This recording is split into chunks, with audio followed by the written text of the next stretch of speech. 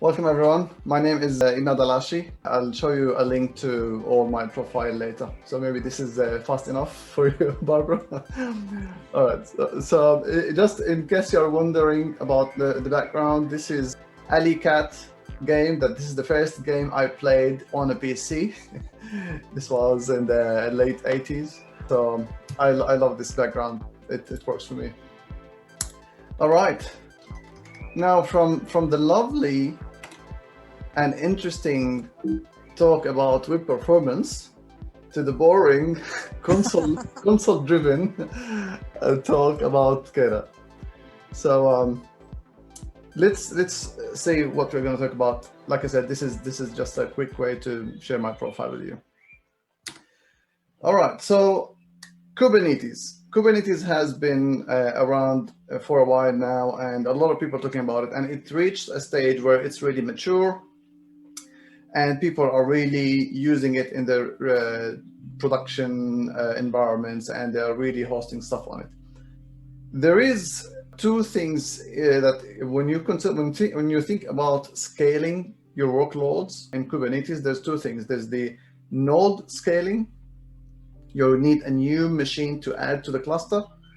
And there is the pod scaling, where you want to scale your workloads within the existing nodes. Today, we are talking about scaling the pods within the cluster.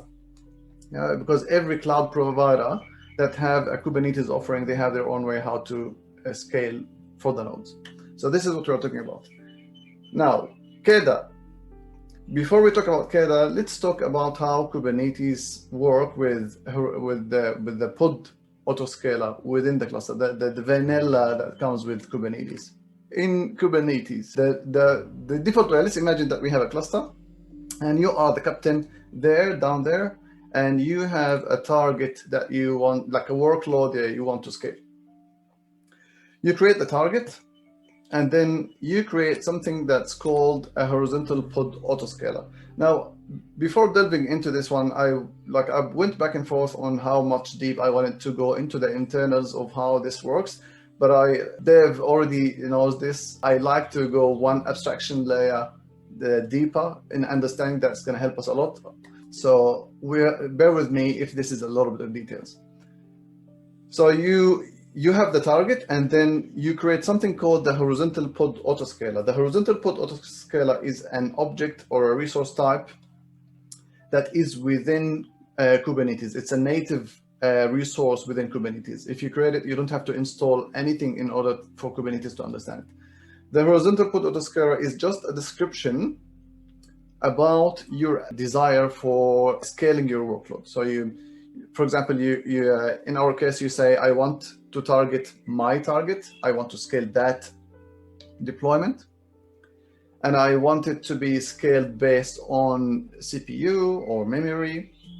If it reaches a certain threshold, create more replicas of that deployment. And I want it to be like 2 at a time, 5 at a time, or 100% at a time. So all of this information is created in the horizontal pod autoscaler. You put your description, and you create this resource.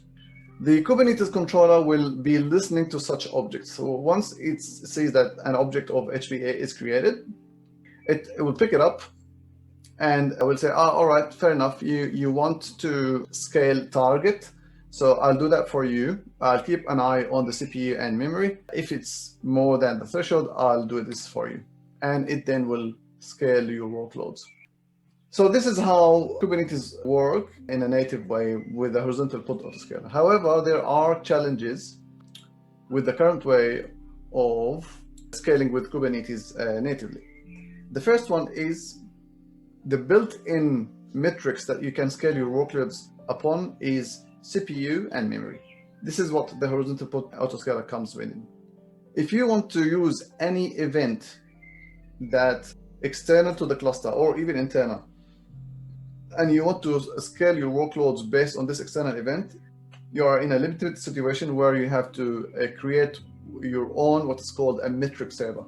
A metric server is also a concept that is within Kubernetes, but it's something that you have to build. You have to adhere to certain contract with the Kubernetes APIs, and it will act as the server that Kubernetes controllers will ask for metrics about certain workloads. So for example, if you are checking logs, for example, the amount of logs, and you have created this metric server, Kubernetes will ask the metric server for this amount of these logs. It's a lot of work in a nutshell. So this is the first challenge with the horizontal pod autoscaler. The second challenge is that if you desire to have 0 pods when there is no need for your workloads to happen, then you have an issue, because with the horizontal pod autoscaler, you cannot scale from 0 to 1 or from 1 to 0. You have to have at least 1 pod that is running at a time in order for the horizontal pod autoscaler to work, and you cannot scale it to 0 at all. With these two challenges, Keda comes in. So it's a Kubernetes external open source project that will, if you install it on your Kubernetes, it will handle such external events for you. So what does it bring? The first thing it brings is that it acts as that metric server that we explained before. It has all the adherence to the Kubernetes APIs, and it's just sitting there in your cluster waiting for you to create the right horizontal pod autoscaler that will scale based on external events. So what are the scalers that are within Keda, that comes within Keda? I think it's, at the time I created this PowerPoint, they were 22, now I think they're 26 or even more. External events that are like Kafka queues or streams, Azure queues, or even AWS SQSs. All of these can be considered as external metrics for you to scale your workloads in the cluster. The benefit of this is that you will be able to be responding faster to such surge of requests. For example, you have a ticketing system or whatever, and you have a lot of messages that are appearing in your queue. You're not waiting for a cluster to be overloaded with CPU and RAM in order for you to scale out. You will check the messages, the number of the messages, and say like, oh yeah, I have a lot of messages. I know that I need a lot of pods, so I will scale it out. So we have almost 22 built-in scalers with Keda. The second thing that is beneficial with Keda is that if you are stuck with something that this is not enough for you, all these scalers, they are not solving your problem. The event that you want to rely on to scale your clusters is not between these 22 scalers. You can build your own. And I don't know if you have noticed, like I think a couple of people joined on a Twitch stream where we created an external scaler that will scale the workloads in the cluster based on the word kaboom that you send in the chat. So for example, if someone in the chat sent kaboom and it had 4 O's in the kaboom, the chat bot will pick it up. This is the scaler that we built the external scaler. We'll pick up that word, and will scale my workloads based on these numbers of O's. So it was just a fun project to prove that you can do whatever you want with the external scalers if you're stuck. The last thing that it brings is that it supports scaling from 0 to 1 and from 1 to 0 back down to 0. This are the main benefits of Keda. So without further ado, let's see how it works, how the Kubernetes cluster works with Keda. So in a cluster, you install Keda operator, and then you have your target that you want to scale, and you create something that's called scaled object. A scaled object is very similar to the horizontal pod autoscaler. You list all the information that scaling will depend on. So you create the scaled object and you say, I'm targeting this target and I want to scale my workloads based on the message queue in Azure, and this is the connection string, and this is the threshold of the messages, how many pods per message. So all of this, you find it in the scaled object. Once you create it, the Keda operator will pick it up and say, okay, you have created a scaled object. Let me see what I can do. I will create a horizontal pod autoscaler for you behind the scenes. Wait a second. But I thought that Keda is going to solve this problem for us. Why does it need a HPA? Why is it creating another HPA? And the reason is that Keda behind the scenes is not inventing something new. It's just making an abstraction over the metric server that we mentioned before, and it will still depend on a horizontal pod autoscaler, because the horizontal pod autoscaler object is the object that the controllers depend on to scale your workloads. Otherwise, Keda will be interfering of how many pods you want to create and stuff, and it's going to take the job of the scheduler in the cluster, which is not good. So behind the scenes, the Keda operator will create a horizontal pod autoscaler, and it will have all the information taken from the scaled object. And for the first instance, it will check the queue. For example, in our example, we are checking a message queue on Azure. It will check how many messages do we have in the queue. Is it a lot? If it's a lot, then create the first pod of our deployment. After that, the controller will use the horizontal pod autoscaler information to query the metric server that is provided by the Keda operator. The horizontal pod autoscaler will have all the information, like talk to Keda, ask for the metric information from the queue. Keda says, don't worry, leave it for me. I know how to get this metric information. It connects to the queue, it checks how many messages, and it reports it back. And then the controller will make sure that you scale your workloads. I know that this might be a little bit confusing, but if you come across Keda and you want to deal with it, understanding this one abstraction layer is very important. Now, another concept that is important for us is the target metric value. The target metric value is the metric value for one replica. For example, if we have 2 in our case here, let's say that the current metric value is 10. We have 10 messages in the queue, and we have the target metric value of 2. This means that we want 1 replica per 2 messages. So if I have 10 messages, then I will have 5 replicas. If I have 18 messages, then I need 9 replicas. This is how the scheduler will balance your workloads based on the metrics that you provide. So the target metric value is important. The target metric value can have many names depending on the scaler that you choose. So if you have already an existing number of pods, if let's say, for example, you have already an existing 1 replica, you have 10 messages in the queue, and you have the target metric value of 2, you already have 1, so you don't have to really create 5, you need only to create 4 to complete it. All right, demo time. This is where the fun should be. Let's bring my cluster. I have Minikube here. What we will need to do is first install Keda. So if you go to the keda.sh docs deploy, you can see that there's a very simple command to install Keda through Helm charts.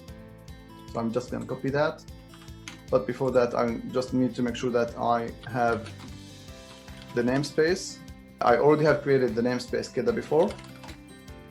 So all what I'm going to do is install Keda from this chart repository. Once it's created, I can start creating all the scaled objects and stuff. In our example, I'm going to bring our example here. This one is not really, I don't want to act too smart and say that I've created this example myself. This is a example from the many sample repositories. Elias, my love. All right, there's a big tantrum out there. RabbitMQ, yes. So the repository is, maybe I can use hub browse, it might be easier. So this is the sample that we are using to create a deployment and scale it, right? So I'm just going to follow the example here. Of course, the example has an error in the code repository from the mother source. I'll talk about it at the end of the stream, so bear with me. What we will need to do in this example is we are going to use the RabbitMQ example. So we are going to have a deployment. This deployment will consume messages from a RabbitMQ queue within our cluster. So we're going to create a RabbitMQ within our cluster. We are going to create a deployment that will consume messages from this RabbitMQ, and then we are going to flood our RabbitMQ with messages to mimic a search on our website, for example, and then we'll see how the workload is being scaled. So the first thing we want to do is to install RabbitMQ itself. So this is our friend here. I'll explain this in a minute. We have our Helm chart. We are installing RabbitMQ, where we are overriding the connection string with the username user and the password, and getting the source of the chart from Bitnami. Once I install this, you can see that the information about the RabbitMQ that is running in my cluster is displayed. So we just need to make sure that the cluster or the deployment is working fine. We will have to wait on it a little bit. And then what we need to do is to create our deployment. Let me explain my deployment one at a time. So in our case, this is what we are trying to deploy. First of all, I know that this is not structured very nicely. It's jumping back and forth, but let's focus on the deployment at the moment. This is the deployment that will consume our messages. It's called RabbitMQ Consumer. It's from a container that's called RabbitMQ Consumer from Jeff Holland. You can see that the awesome guy is already doing the awesome stuff. And this is the arguments that we are passing for this container. It's going to use this connection string to pull the messages from our RabbitMQ. And then we have a secret. This secret also has the connection string. So if I decode my connections from base64 to string, you can see that this is just a connection string with our username and password. And then the meaty stuff, the scaled object. The scaled object is the thing that is going to be used by Keda to scale our deployment. So you can see that it's type of scaled object, and you can see that the target that we are trying to scale is called RabbitMQ-consumer, which is our deployment here above.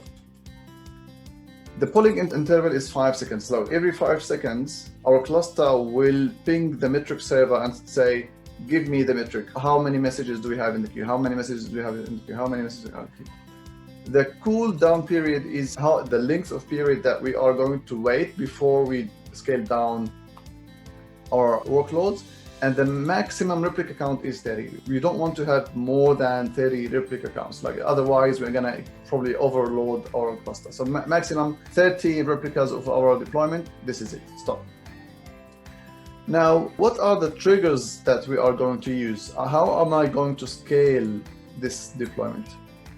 The type I'm going to use is RabbitMQ. This is a keyword that Keda understands. They have a RabbitMQ scaler within Keda. The queue name that we are going to look at to measure is called hello. The queue length is 5. This is the equivalent of the target metric value that we mentioned in the slides. It's like number 2. In our case, it's 5, which means like for every 5 messages in our RabbitMQ queue, we are going to have 1 pod. One last property that we need to have a look at is something called the authentication reference. The authentication reference is a way for explaining to Keda where to get the information of the connection string for this RabbitMQ connection. The reason why they have created it this way is because you can take it independently out of the deployment. You can share this trigger authentication with other pods that you want to scale. So having it as a separate resource is important. So they have created something called trigger authentication.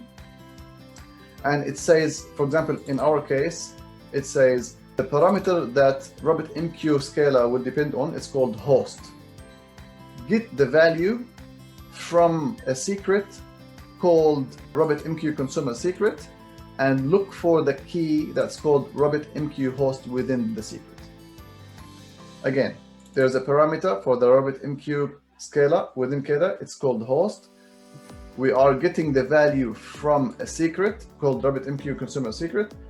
The key within the secret is called RabbitMQ host. This value of this key, pass it as a parameter to the host.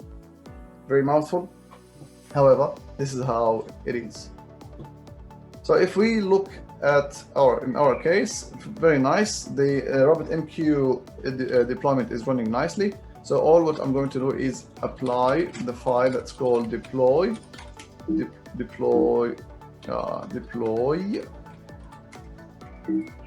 consumer. If everything works fine, you'll see that. So mini cube profile list. Is everything all right? Yep. Minikube profile Melbourne-net. Beautiful. Okay, git pods. Everything is working fine. Then okay, apply the file that's called deploy consumer. Nice. Now we'll see that we have created the 4 objects: the secret, the consumer deployment, the RabbitMQ scaled objects, and the trigger authentication. Now all what we need to do is to create a publisher or a mimic publisher that will throw tons of messages on our queue so we can see the scaling. In this window, I'm going to create a new window here. So I'm going to say git deploy -w. This is so it's going to show us the RabbitMQ consumer that we have just created, showing us how many replicas we have. We have 0. And then here we are going to say, okay, apply the file that's called deploy publisher. Now, once I create this job, it will flood the messages, and we should see the replicas being increased here. So I'm gonna hit enter and monitor our deployment on the right side and see and hoping that the deployments are going to be increased. So you can see that there are the jumps from 1, the desired became 4, and now it's creating the pods.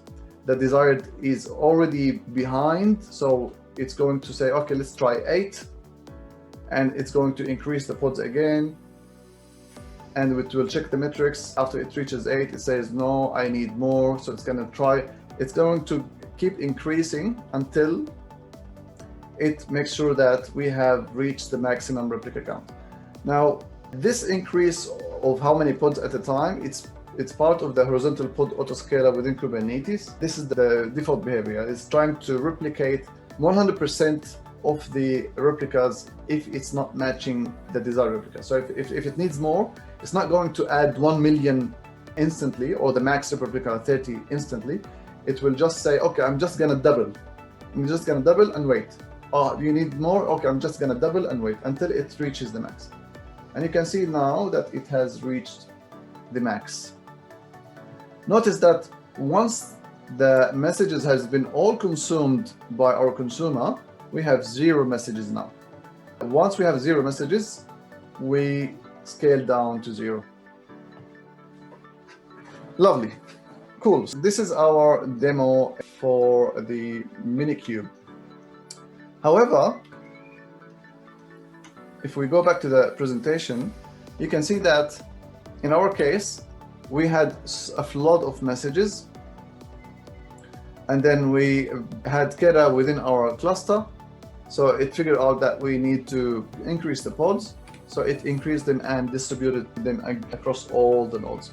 However, I have 1 node, so it was all within that 1 node. In cases where we are in a real cluster, in the cloud, for example, Azure AKS or AWS EKS or whatever, you are limited with the nodes. If you want to create a new node, whether it was auto-scaling or not, this means that you're going to create a new virtual machine, and this virtual machine will be established the way that it to be exact match of the other nodes, and then it will be joined on the scale set and it's going to be there.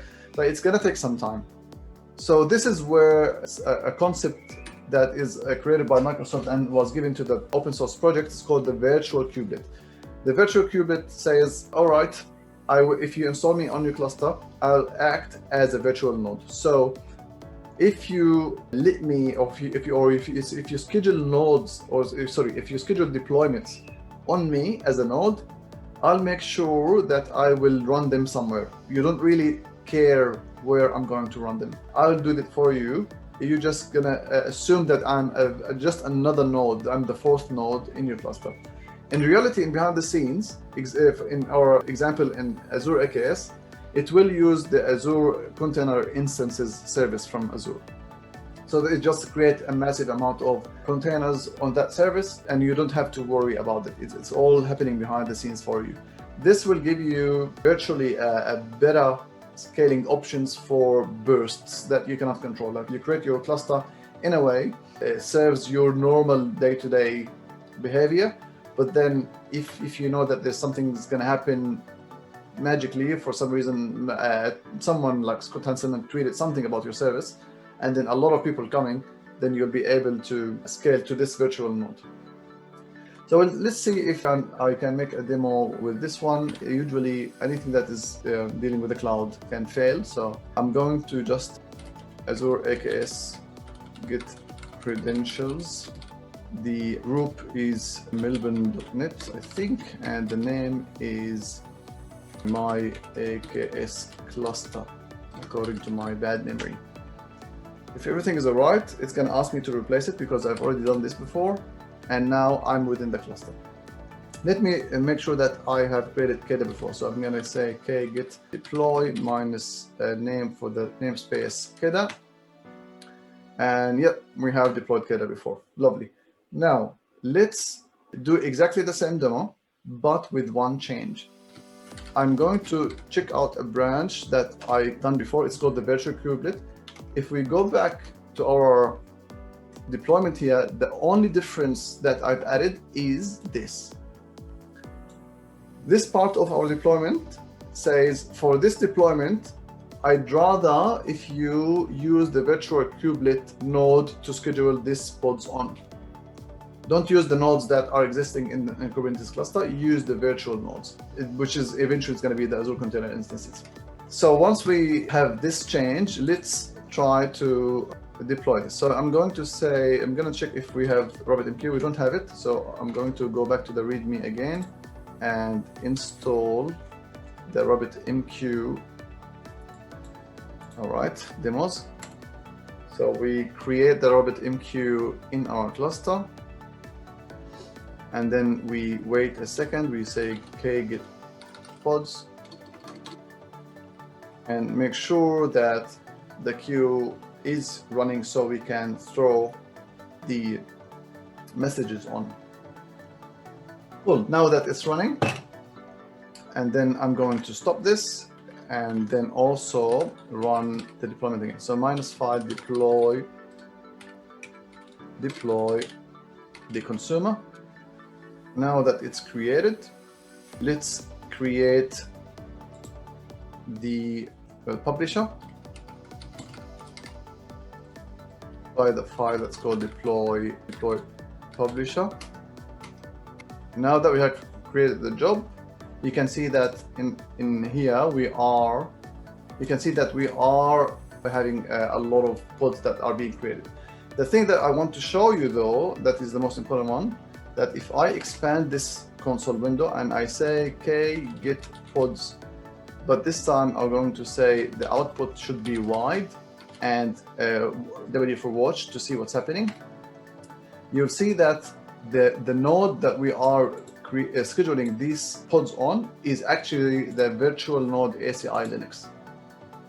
And if I go to my Azure portal, you'll see that if I go to the Azure Container Instances, I'll see a lot of container instances being created for me. However, I noticed that sometimes it's a little bit slower than scheduling normal pods on your machine. It will take some time to be created, and sometimes there's some failures, but it's definitely a better option than overloading your cluster. So I think with that, I can conclude our demo and our presentation. These are the links that I have accumulated while preparing this content. I think that the workshop might be the most interesting one. This one is actually a workshop that I have delivered before. It goes beyond the content for today. It also takes you in a journey to create your own scaler. And I think this is it. So if you have any questions, please let me know.